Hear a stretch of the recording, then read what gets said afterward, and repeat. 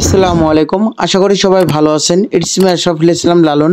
আশরাফুল ইসলাম লালন Italy page এবং YouTube channel যে যেখান থেকে দেখছেন সবাইকে আন্তরিক ভালোবাসা ও অভিনন্দন। যারা ফেসবুকে থেকে দেখছেন ফেসবুক পেজটি লাইক ফলো শেয়ার দিয়ে এবং কি ইউটিউব চ্যানেলটি সাবস্ক্রাইব করে পাশে থাকুন। ধন্যবাদ। আজকের টপিকটি হলো যে ভিসা আপডেট। তো আজকে 15 জুলাই 2024 রোজ সোমবার। তো ঢাকা বিএফএস গ্লোবাল থেকে কয়টি পাসপোর্ট ডেলিভারি দিয়েছে এবং কি কয়টি ভিসা হয়েছে এবং কি চট্টগ্রাম বিএফএস গ্লোবাল থেকে কয়টি পাসপোর্ট ডেলিভারি দিয়েছে এবং কি কয়জন ভিসা পেয়েছে। সিলেট বিএফএস গ্লোবাল থেকে কয়টি পাসপোর্ট ডেলিভারি দিয়েছে এবং কি কয়টি ভিসা হয়েছে।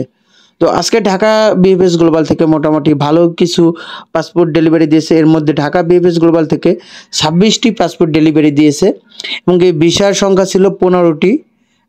তো 15টির মধ্যে ফ্যামিলি ভিসাই ছিল 15টি। ওয়ার্ক ভিসা বলতে স্পন্সর এবং কি এগ্রিকালচার কোনো ভিসা হয়নি। আর রিজেক্ট ছিল 6টি। এর মধ্যে ছিল আপনার 5টি হলো 2024 সালের আর একটি হলো 2023 সালের একটি পাসপোর্ট মানে রিজেক্ট হয়েছে। তো উইথড্র করছে একটি। আর চট্টগ্রাম বিএফএস গ্লোবাল থেকে আজকে দুঃখজনক ব্যাপার যে চট্টগ্রাম বিএফএস গ্লোবালে কোনো প্রকার জমাও দিতে আসে নাই কেউ এবং কি পাসপোর্ট কালেক্ট করতেও আসে নাই। তো এটা আসলে দুঃখজনক ব্যাপার। তো এখন যাই হোক, যা আর কিছুদিন অপেক্ষা করেন, 15-20 দিনের মধ্যে মোটামুটি ভালো একটা নিউজ পাবেন। তো এরকম আসলে অল্প দিনের মধ্যে সব এই সমস্যার সমাধান হয়ে যাবে। তো আজকে এটা চট্টগ্রামে কোনো রকম আপডেট নাই বলতে যে কোনো রকম পাসপোর্ট ডেলিভারি দিতে আসে না এবং কি আপনার জমা করতেও আসে নাই যে তাদের ফাইল।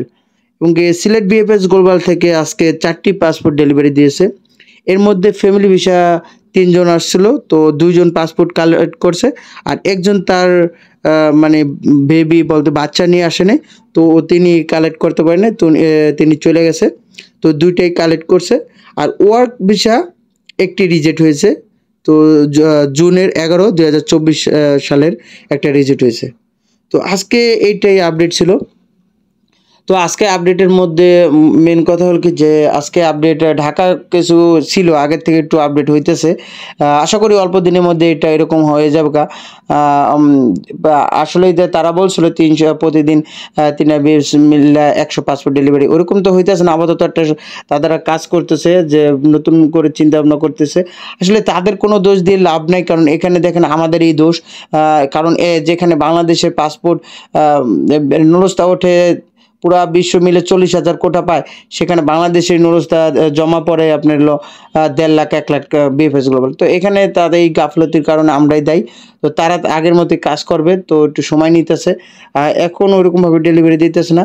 যাই হোক, 15-20 দিনের মধ্যে মোটামুটি ভালো একটা নিউজ পাবেন আশা অনুরূপ। যাক, ইনশাল্লাহ দোয়া করি সবাই যেন ভিসা পান আর সবার আশা মনের আশা যেন পূরণ হয়, এটাই। তো আজকের আপডেট এটাই ছিল। তো ভালো থাকেন, সুস্থ থাকেন। সুস্থতা আল্লাহ তাআলা বড় নিয়ামত। আল্লাহ হাফেজ। আসসালামু আলাইকুম।